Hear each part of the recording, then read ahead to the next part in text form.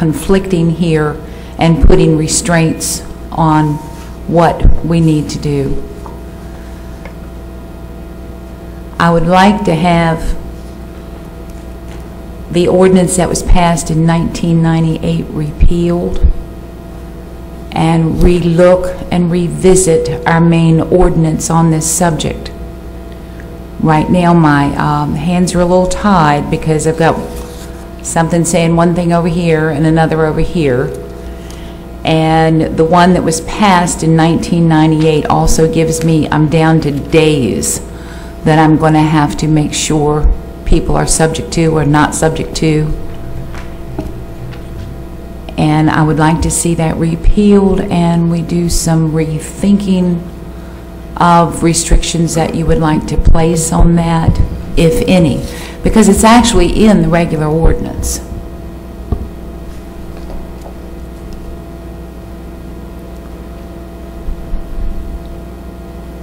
Am I completely confusing? Well, can I just ask a question? Sure. Just to make sure that I understand, basically the ordinance that we have, or the emergency ordinance, the one signed by Mr. Parton, it's basically saying that special events, festivals and fairs by nonprofits is where there's no license tax. Well, right? Right, you're absolutely right, but what it does is it comes down and it also excludes vendors participating, all vendors, and then I have a period of time no longer than 7 days. Then I come down, they can only do it 6 times a year. This isn't going to work. So, all right, I'm trying to understand in real life. So I've got, hypothetically, Floyd Thomas nonprofit organization. I don't pay a license tax, period, because I'm nonprofit, right? Absolutely. Okay, so now to raise money, the Floyd Thomas nonprofit is going to the county fair and set up a booth and sell pictures of me. Okay, probably not going to make a lot of money, but just to make sure I understand.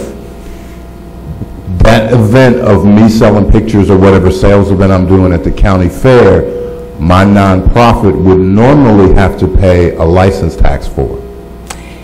If you were truly a nonprofit and turned in your 501c3 letter from the IRS, you may be exempted from that fee at that time. I follow the money. If Floyd Thomas is going to put the money in his pocket, I'm going to charge him for his business that he conducts. If the money is going directly into the nonprofit, you would not have to pay that. Okay, I think I understand, but I'm going to take that money and put in the nonprofit, and then I'm going to pay myself a salary. Same thing. We follow the money. Every situation is different. As long as that salary is in your articles, yeah, then you're okay. You know, so you have to follow the money of each individual event. Okay. Now, a lot of events ask vendors to come due to the fact that brings more people to the event, but they might be selling for profit also. The emergency ordinance, I have to throw the for-profit out also. So really, this is like a management nightmare. The emergency ordinance is, yes, sir. And it is in our regular ordinance, which says it may be taxable, but it allows us to follow the money. Okay. And whether it's for profit or not for profit. And we don't necessarily, as a board, we don't necessarily want to have nonprofits pay tax. No, sir. For things that they're doing nonprofit. Right. But okay. In the emergency ordinance, it includes all vendors of the special event. Yeah, so my for-profit business, totally different story. Totally different story. Okay. All right. I think I understand what you're saying. Okay. Mr. Akers, can I? Mrs. Carter, Yes, sir. I vaguely remember sitting through this, and let me see if I remember correctly. This Ladysmith Day and Bowling Green Fall Festival, one-day events. They have vendors come in to sell all kinds of things one day. How does this affect those? Because generally, as I understand it, if they're only coming to 1 or 2 or 3 or 4 events a year in the county, they haven't been buying business licenses because they're covered under the festival. The town of Bowling Green is outside of my jurisdiction. And I said Ladysmith Day because that's also in the county. The Ladysmith Days will have to be looked at, and we will have to follow the money. So this doesn't exempt them for the one-day festival in Ladysmith then either. This currently does, but the change will not. The change will not.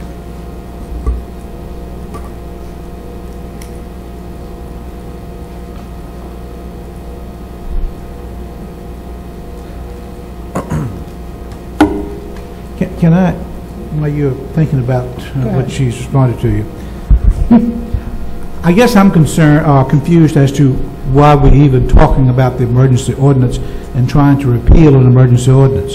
It's always been my understanding that an emergency ordinance is good for 60 days, and if you do not act on that emergency ordinance in that 60-day period, then it's null and void, and it goes If away. I can have that from our county attorney, I will sit down. I think he'll tell you that, and this emergency ordinance that you're dealing with is dated 1998. Yes, sir. Now- I want to know, So if we're dealing with emergency ordinance only, I think we're to dealing with my something knowledge, that's I not don't know effective. that it was ever acted upon. Ben, do you want to? An emergency ordinance, unless, an emergency ordinance only lasts for 60 days unless it's actually readopted following notice in a public hearing. So unless the ordinance was, again, readopted following notice and a hearing and is in Not the to, code, then... not to my knowledge. Then this, if this was only adopted as an emergency ordinance, then it's void at this point. Can we please verify that? Well, the only way to verify it is to look in your code and see if it exists in the No, it code. doesn't. As doesn't exist in our It's code. not there. Well, It's just not there. Then it's void. So it's a moot point. Good night, folks. Thanks. thank you, Ms. Carter. Okay. Maybe we move to the next issue as easily as we did that one. Reports from Supervisor Liaisons, Mr. Popowitz, Planning, Economic Development, and Utilities. I have a short thing. All right. Last night I went to the FRA meeting.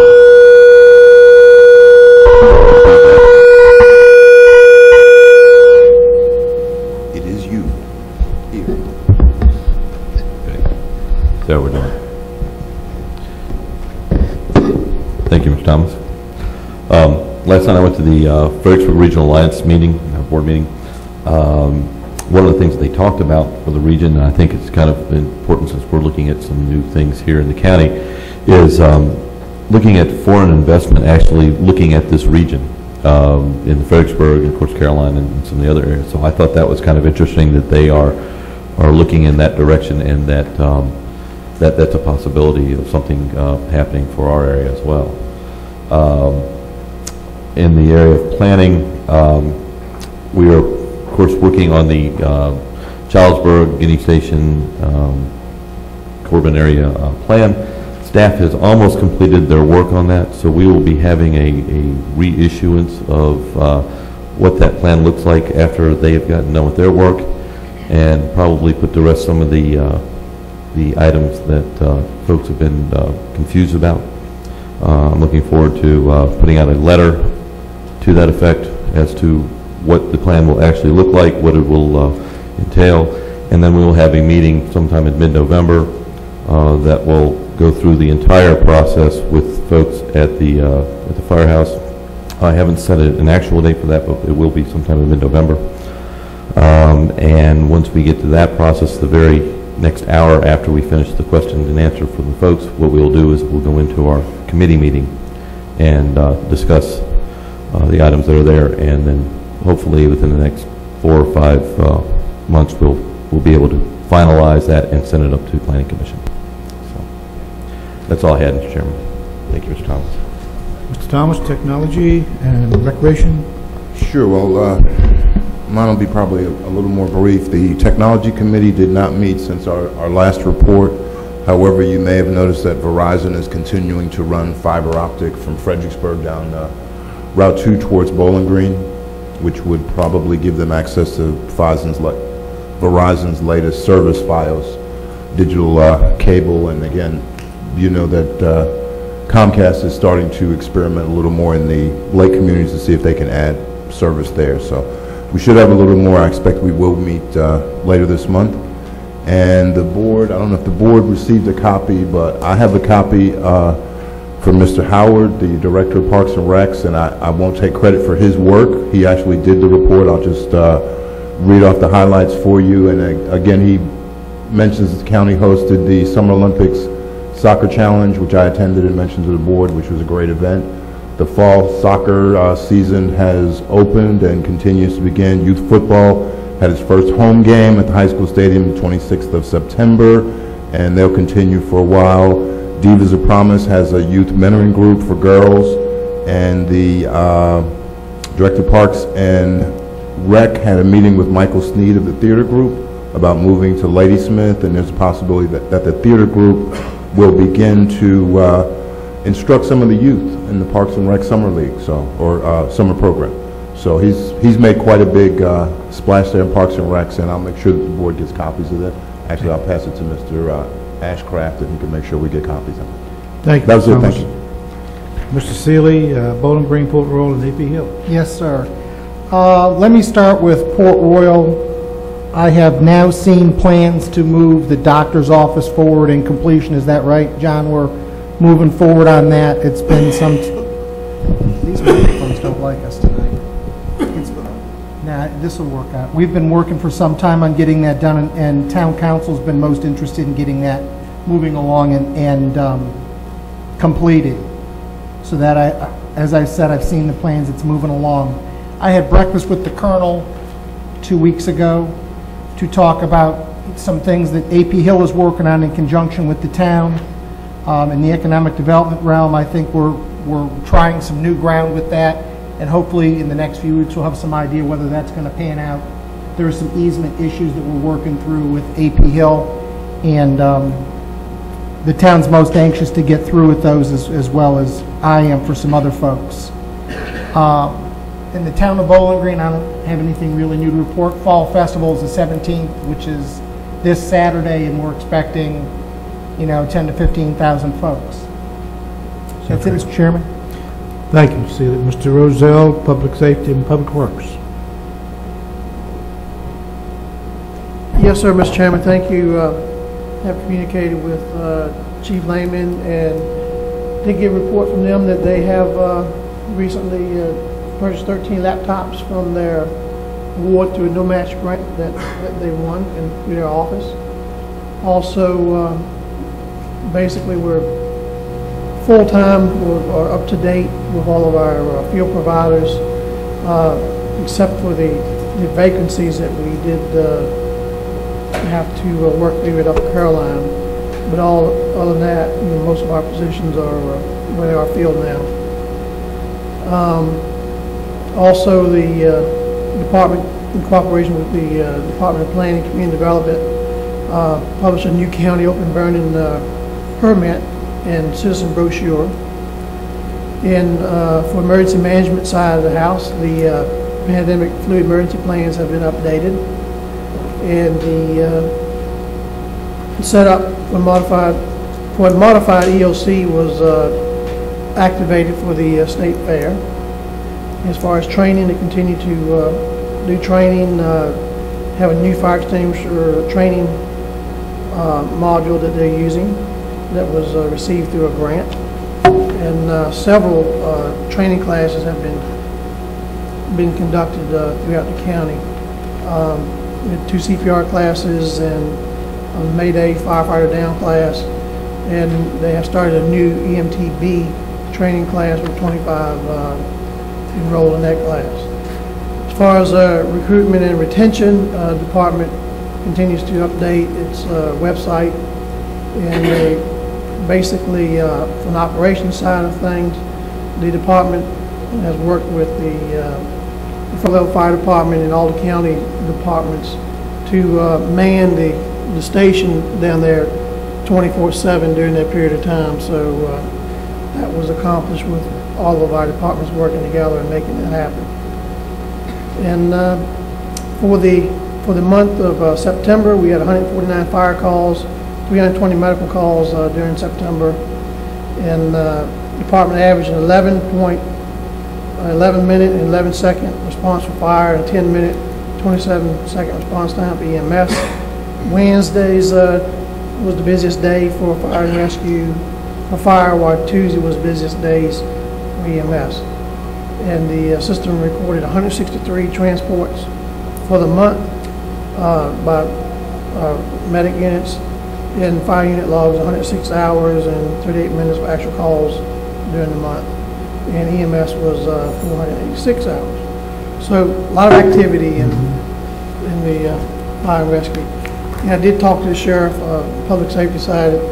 He maybe has the Cap Mosier here, and the sheriff did want to say a little bit about the Washington Rochambeau Greens, and just as far as being on the stakeholders committee when we get to the point of addressing that issue. Gotcha. All right, thank you, Mr. Rozelle. The school board chairman, myself, and superintendent and county administrator have not met for this month yet. We'll meet later in the month. But the finance, Ms. Hatcher, of course, has been busy working with the auditors, and they're going to be completing their field work the week of November the 9th. Contract with Blue Ridge appraisals is before the board tonight to approve, and the negotiated contract is for $14.50 per parcel versus their proposed $15.25 per parcel. So they were able to save some money. And of course, that area is starting to the work on the current budget amendments based on the projected revenues and revenue cuts that the governor has proposed for this cycle. And we had a conference call, the committee had a conference call a week before last, I guess it was, and revenues are no better in Caroline County than they are statewide, as well as other counties. So we certainly going to have to look at all things, which we will do as a board. When the time comes, we'll need to look at all avenues as far as trying to cut expenditures and see where we're at. But I appreciate Mrs. Hatcher and her group for really working hard on the financial end. They've done an extremely good job. All right. Could I add one thing that Sure. I missed? And this goes back to Mr. Rozelle's report. And Mr. Rozelle is extremely modest. But Sunday, while not watching football, I was out at Mattaponi Springs, and I was just on the putting green or whatever, wasting time, and there was a gentleman next to me. We exchanged conversations, and about half an hour later, I saw a Frog Level Fire Department truck drive through the golf course. I'd never seen anything like that before, and it turned out that that very same man I had just been talking to half an hour ago had a stroke on the golf course. And the fact that the Frog Level volunteers showed up so early, I think is probably a tribute to saving his life. But I wanted to say that one of those volunteers that showed up was Mr. Rozelle. So Sunday, while you were home watching the Redskins lose, Mr. Rozelle was out volunteering, and I really appreciate that. It just means a lot, him being there himself Sunday, but it just says what the volunteers do, and I really wanted to give him kudos and personally say I appreciate it. Great work. Absolutely. Actually, you got more done than I did staying home watching Redskins, so you're much better off, absolutely. You did a great job, and I think he deserves proud of him. Always proud of Max and what he does. Appointments, 2010 Census Committee. Mr. Popowitz, have you appointed someone for your district, I believe? Mr. Thomas? I'm going to appoint Mrs. Pauline Boxley. Okay. We spoke, and Mr. Ashcraft gave me their schedules, probably like 3 or 4 meetings, period, and she said she would do it if she didn't have to go door to door. I appreciate that, so. Ms. Seeley, you've had your appointment, and I would like to appoint Joy Gardner and Mr. Roselle, if you would include that name into the motion that's going to be made in a few minutes for Mr. Thomas's Pauline Boxley and Joy Gardner.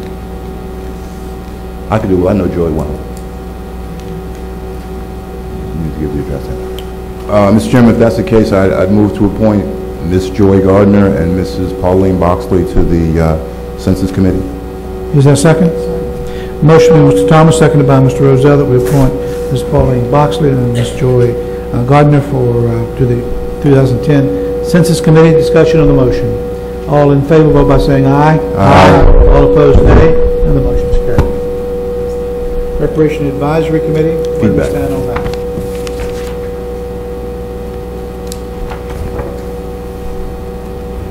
If you turn them all off. All members are up for reappointment?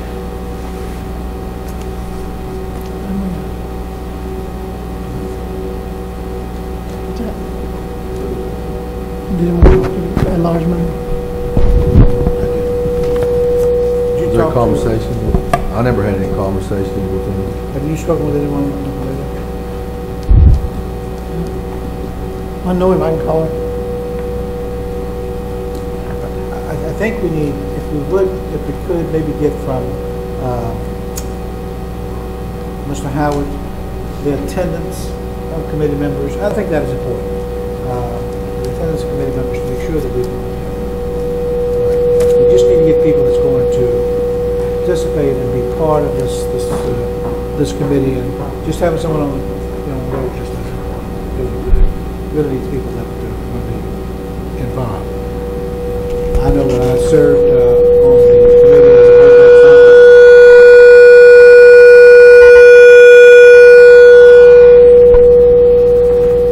a one person that was always there was, of course, Mr. Popowitz's appointment, which was always there. And Bill Warner was there.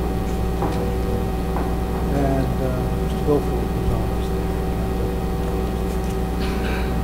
The others, we need to make sure that they are going to attend. If they are appointed, we got to make sure they're going to attend the committee. So if you would, get Darnell and Mr.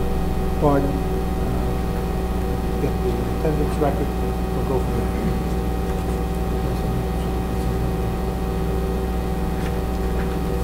All right, Planning Commission, Mr. Thomas.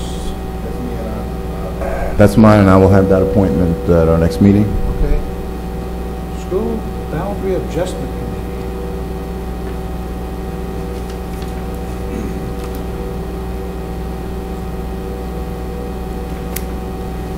Who wants to serve on the School Boundary Adjustment Committee from the board? 9 o'clock in the morning.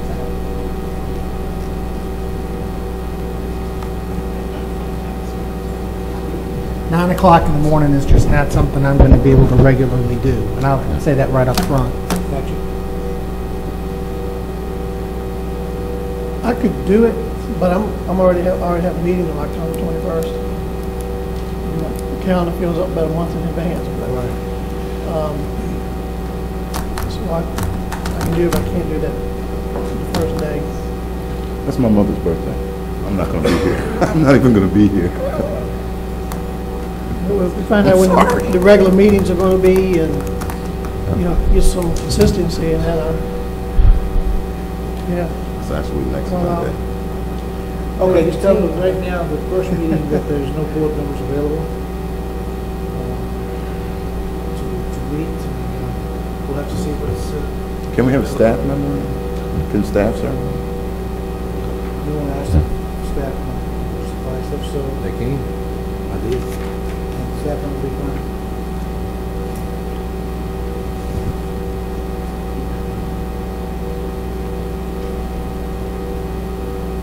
Appointment. Mr. Ashcraft's already checked, he's willing to serve, and Oh, that's outstanding. Is the motion in order? motion is ordered. I would move that we ask the county administrator to serve for the board on the Boundary Adjustment Committee, especially since he has children in school. And you want, they want two. Mr. Parton has children also. Not quite yet, he just said. Ms. Hall has children. They will be soon, though. All right, so Mr. Parton, Mr. Ashcraft?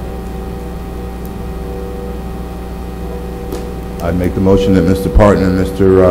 Ashcraft serve on the School Boundary Adjustment Committee. Is there a second? Second. Motion by Mr. Thomas, seconded by Mr.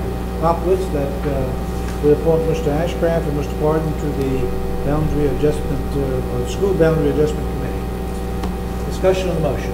All in favor, vote by saying aye. Aye. All opposed, nay. The motion is carried.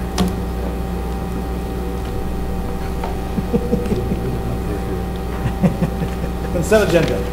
Is there an item on the consent agenda that any board member wishes to pull? Mr. Chairman, I'd like to pull agenda item C and K. C and K. All right. Is there a motion to approve A, B, D, E, F, G, H, I, and J? So moved, Mr. Chairman. Is there a second? Second. Motion made by Mr. Popowitz, second by Mr. Thomas. Discussion on the motion. All in favor, vote by saying aye. Aye. All opposed, nay. And the motion is carried. All right, Mr. Seeley, C. Yes, sir, Mr. Chairman, and I don't know who can answer, but this is I guess my first question was, should we be buying the trash compactor or should the school? And I don't know who to address that to or how we'll get answers, but I guess the easy answer, Mr. Seeley, is that we always have. There's nothing that would prevent the board from shifting that funding at some point in the future, but historically, we always have. okay. And then the second question to that, or the second, question to that is, we are taking the money from where? Because I'm not sure I quite understand what this $404,000 is and how it equates to funding this. Profit fund, it's profit money and for capital projects. That's correct. That's what it boils down to. And that's what, you have to use the profit money for capital projects. And that's what they're suggesting the county, the board do. So any capital project can come out of this? Well, any capital project that's going to be impacted by where the money came from.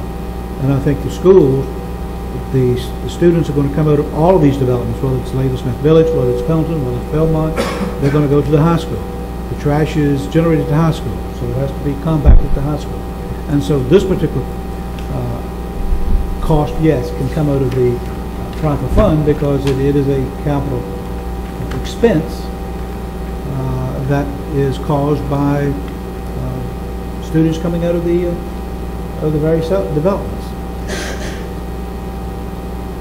Okay, I mean, so we have this, it's in the bank, it's not an issue. No, That's this is real money. This is Okay. money we can touch. Okay. It is. I was just, we've never done this before for any capital project, so it was just, I didn't know that was even able to be done. Well, I think we have done it for capital projects. We just did it with for an issue that we ran a line under the road, if you recall, since the road was being built. Yeah, but Right. that was a different amount of money that was for, it was actually for roads as I understood it. It was for sewer line. Right. under the road. But it was a different, it seemed to me it was a different fund, wasn't it not? No, it'll come at a profit. Okay. All right. I'll make a motion that we accept agenda item C as presented. Okay, is there a second? Second. Motion is made by Mr. Seeley, seconded by Mr. Rozell, that we approve item C on the consent agenda. Discussion? All in favor, vote by saying aye. Aye. All opposed? And the motion is carried. Okay, Mr. Seeley. Item K, and I Yes, sir. understand that we have a new item K,